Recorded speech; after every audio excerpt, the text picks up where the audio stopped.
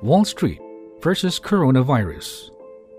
The coronavirus outbreak, which puts the world economy under lockdown, is being compared to the global recession during 2008-2009. But for some industries, the virus has already caused a ripple effect to a wider global financial crisis, though other experts do not expect the effect to be as dreary and expecting the global economy to swiftly recover in the second half of the year, provided the outbreak fades out by then. No one really knows how quickly the economy might be able to bounce back from the shock brought by the pandemic.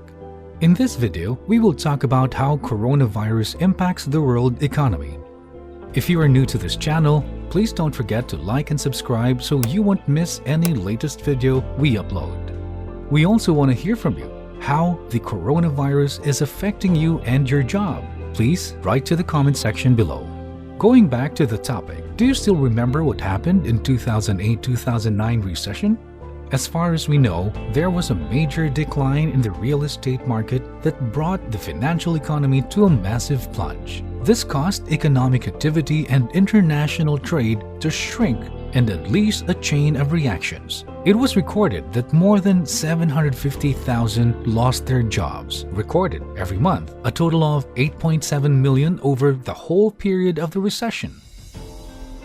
Major industrial companies like General Motors and Chrysler folded into bankruptcy. Unemployment reached 10% towards the end of 2009, and a total lost cost in GDP of 4.2%. It was a major blow in the world industry. 12 years after the recession, another crisis is here, threatening an economic heart attack. The risk of continuous rapid financial fall haunts the market, causing panic to the global economic industry. The coronavirus is not only causing death to millions of lives of people, it is also inflicting damage to the global supply chain and the stock market. If it gets even worse, this could be a full-body seizure. According to the Dow Jones Industrial Average, the stock market index of 30 biggest companies in the US dropped by just over 2,997 points, or nearly 13% in March. It was the worst one-day loss reported by the Dow since October 19, 1987, also referred to as Black Monday. The S&P 500, the stock exchange index of 500 large U.S. headquartered companies, dipped to its lowest point since the end of 2018, sinking by almost 12%. This is also the steepest decline for the S&P since Black Monday. The second half hour of trading saw a big drop after U.S. President Donald Trump announced that the U.S. economy may be sliding into recession. At this time, recession seems inevitable. The global manufacturing industry was already shaky in 2019. Now, we are deliberately shutting down the world's major economies for at least several months. Factories are closing, shops, gyms, bars, schools, colleges, and restaurants shuttering. For sectors like the airline industry, the impact will be far worse. In the oil refining industry, the prospect of market contraction has unleashed a ruthless price competition. This will stress the heavily indebted energy sector. If price wars spread, we could face a ruinous cycle of debt deflation that will jeopardize the world's huge pile of corporate debt, which is twice as large as it was in 2008. International trade will sharply be decreased. Saudi Arabia's declaration of a price war will immediately trigger the oil breakdown. Not to mention the aggravating cases of coronavirus in the US and Italy, leading to the decrease in the number of people who want to take a loan, hence a slow in the movement of dollar.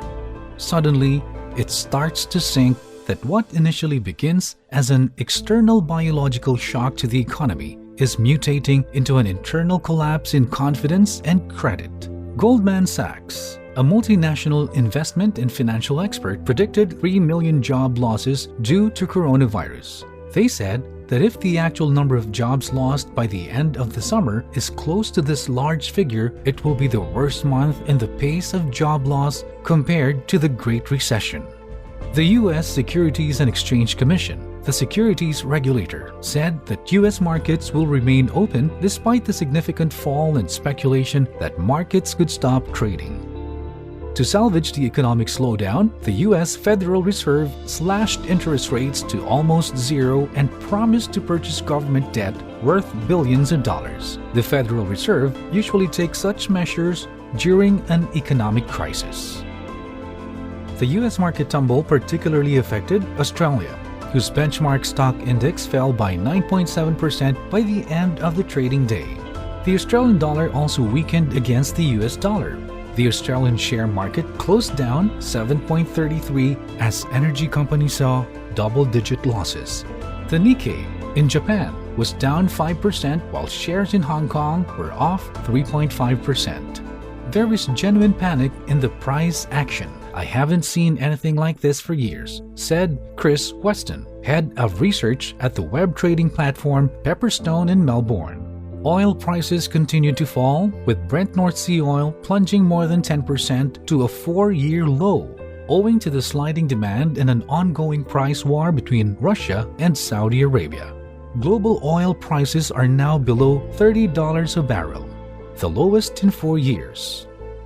Steve Sharon, portfolio manager and equity strategist with Federated Hermes, told Bloomberg News, "This is different. The thing that's scarier about it is you've never been in a scenario where you shut down the entire economy. You get a sense in your stomach that we don't know how to price this and that markets could fall more. What's next after we survive the epidemic? Well, we definitely need a stronger investment in public health infrastructure.